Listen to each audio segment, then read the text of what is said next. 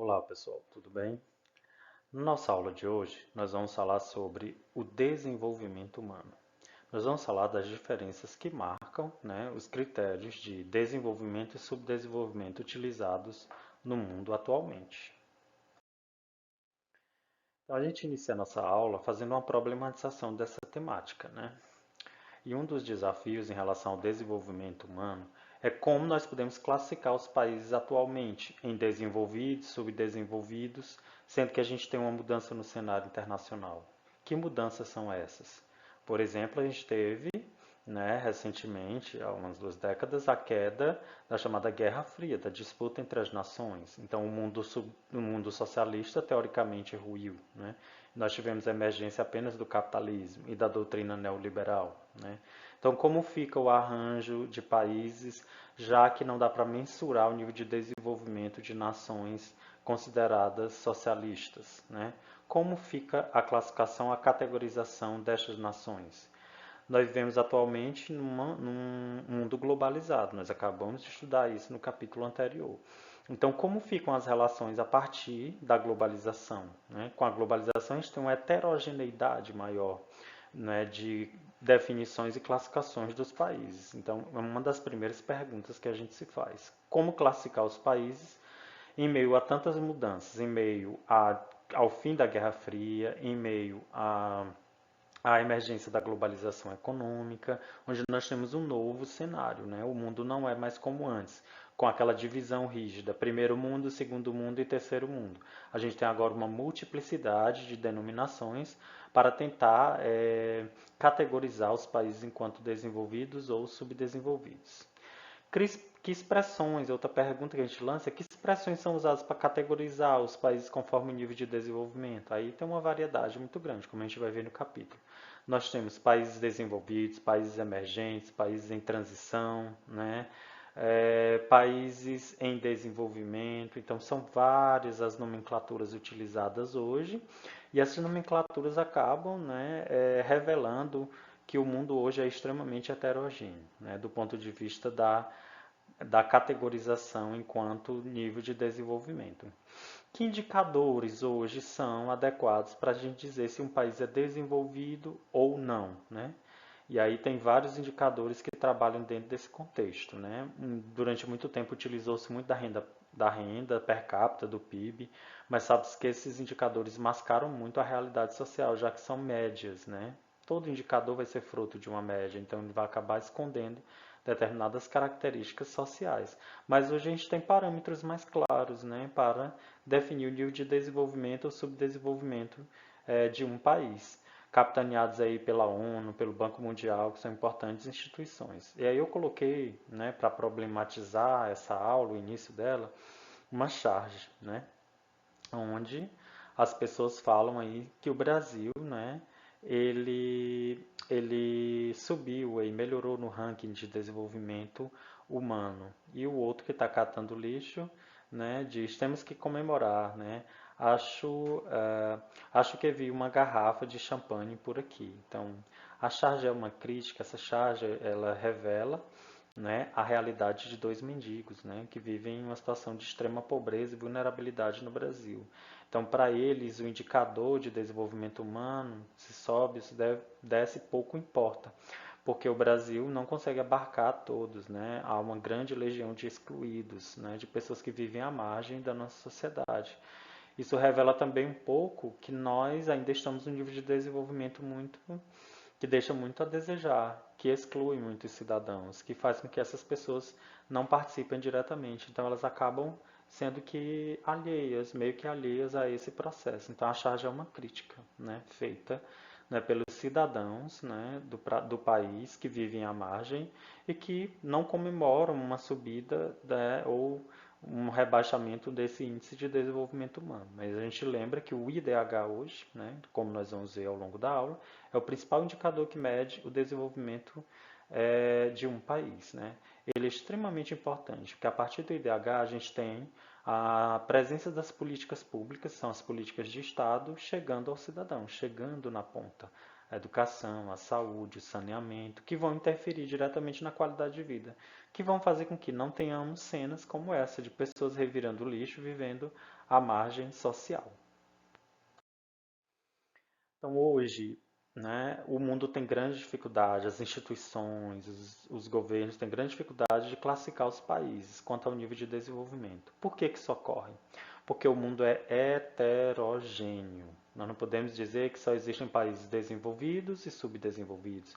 Dentro dos desenvolvidos, a gente tem variáveis. Dentro dos subdesenvolvidos, nós temos vários níveis de subdesenvolvimento, né? Como eu disse, o mundo não é mais de uma estrutura rígida, não vivemos mais sob a égide da bipolarização, que nós vamos ainda estudar. A bipolarização faz alusão à disputa ideológica entre Estados Unidos e União Soviética durante muito tempo, onde o mundo ficou dividido entre capitalismo e socialismo. Então, com o fim da Guerra Fria, com o surgimento da globalização, a gente passou a ter o quê? Uma diversidade maior de países. Daí o uso do termo heterogeneidade do conjunto de países leva a uma dificuldade de classificação hoje dos países. Que termo utilizar, empregar, né? Qual é o mais adequado? Já que a gente tem uma grande variável aí de níveis de desenvolvimento entre os países. Então, explicam essa heterogeneidade a descolonização das nações, né, que fez com que houvesse um aumento das diferenças entre pobres e ricos.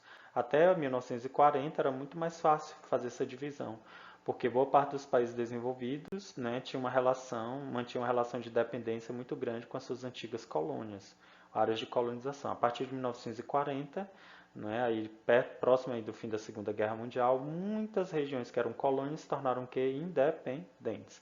E de lá para cá houve uma variação no nível de desenvolvimento, de industrialização desses países. Então, essa independência, fruto da descolonização da África e da Ásia, por exemplo, da América Latina, fez com que houvesse o quê? Um aumento das diferenças sociais. Quanto maior o aumento das diferenças sociais, mais heterogêneos se tornam esses grupos, né, de países. Então a gente tem um grupo de países muito ricos, muito avançados, e ao mesmo tempo nós temos países extremamente miseráveis, que constituem o que a gente chama de estados frágeis. Nós já vamos discutir sobre isso. Então, com o fim da Guerra Fria, a gente teve dificuldades de classificação, né, já que antes nós tínhamos o mundo socialista. Os países socialistas deixaram de existir. Em tese, a gente tem países em transição para o capitalismo, mas há uma dificuldade dos organismos de mensurar o nível de desenvolvimento dessas nações, já que o objetivo delas era diferente do capitalismo. Não era o mercado, não era o lucro, a sociedade não era dividida em classes sociais. À medida em que elas adotarem o sistema capitalista, é que a gente tem uma mensuração de forma mais significativa dessas ex-repúblicas socialistas. Então, uma das dificuldades de classificação está aí, repousa no fato de que nós temos várias nações que aderiram ao socialismo no passado e que agora compõem o grupo de países capitalistas, que fez com que aumentasse a diversidade, né, desses países, a compreensão de que eles são extremamente diferentes. E nem sempre, né, essas diferenças podem ser mensuradas, podem ser quantificadas, já que os objetivos dos sistemas eram diferentes. As condições de vida das pessoas nas colônias são inferiores às das nações subdesenvolvidas, né? Então a gente entende que os países subdesenvolvidos que adquiriram uma independência a partir de 1940, fruto do processo de descolonização, promoveu um aumento das diferenças entre esses povos, né? Fazendo com que houvesse uma multiplicidade de termos a serem empregados para definir um país enquanto desenvolvido ou subdesenvolvido. Então, essa grande diversidade gerou expressões como, por exemplo, existem os países em desenvolvimento, economias em transição, países menos desenvolvidos e países desenvolvidos, né? O uso do termo vai variar e não há consenso na utilização desses termos, tá?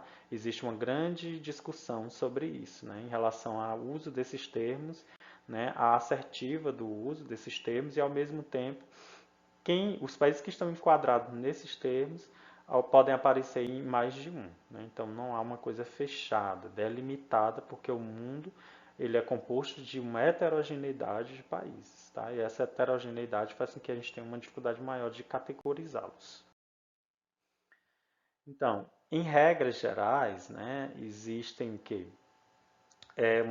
uma classificação que divide os países em quatro, né, em quatro denominações, em quatro nomenclaturas, né? Então, em virtude das formas variadas que a gente tem dos países que eram colônias e agora são constituídos como estados nacionais, surgiu aí a divisão dos países do mundo em 4 categorias. A primeira que está listada aí no slide, que vocês estão visualizando, é de países em desenvolvimento, né?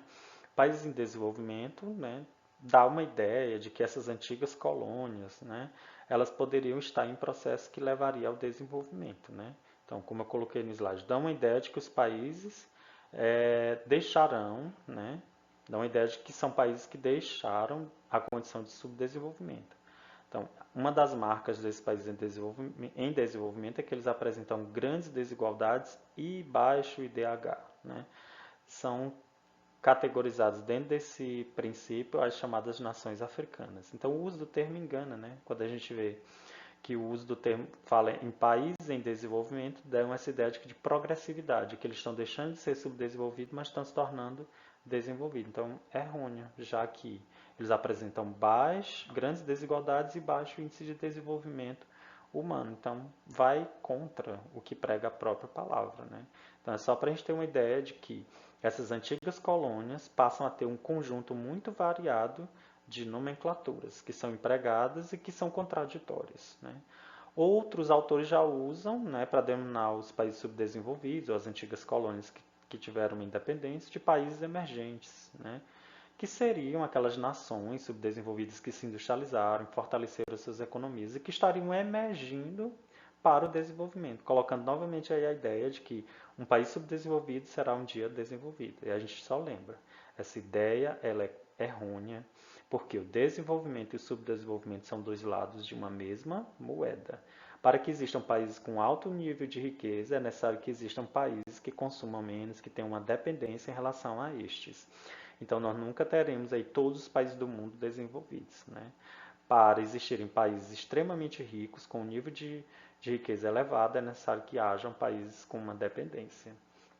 Só que algumas nações conseguiram se diferenciar das demais, dos países em desenvolvimento, por exemplo, e dos menos desenvolvidos.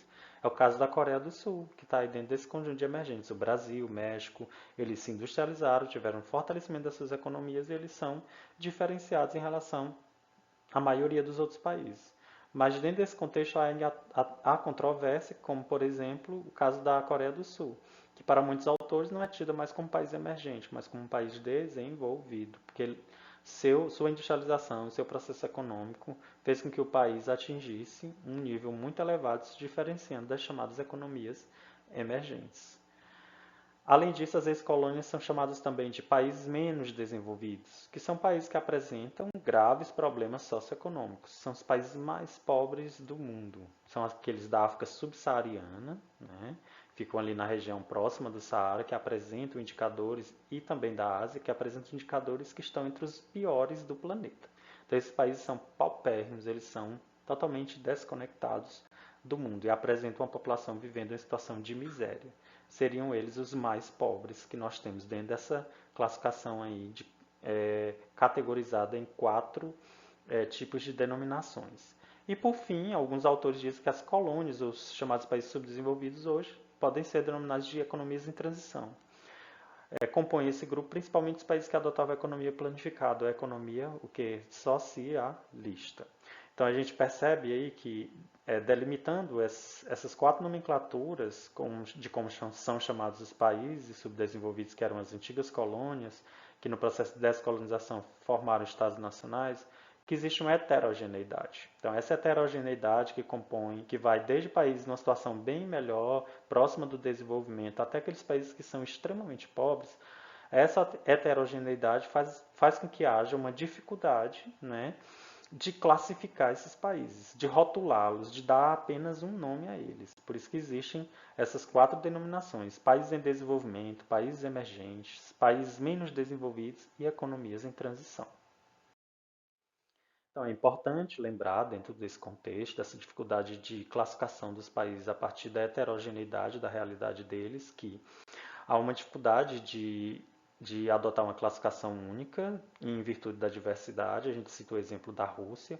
A Rússia, ora, ela está categorizada como economia de transição, porque era o país que liderava o sistema socialista. Ora, ela é classificada como um país emergente, porque já atingiu um alto grau de industrialização, de processo de crescimento econômico, e ao mesmo tempo alguns autores consideram instituições também a Rússia como um país desenvolvido, porque ela encabeça grupos entre os países mais ricos, como o antigo G7, hoje G8, está também presente no G20. Então, a presença desse país em diferentes grupos, né, faz com que haja uma dificuldade de enquadrá-lo em apenas um conjunto de países, né? Reforçando aí a ideia da heterogeneidade. É difícil classificar esses países subdesenvolvidos porque eles têm realidades extremamente diferentes em termos de nomenclatura. Por isso que nós utilizamos hoje parâmetros como indicadores.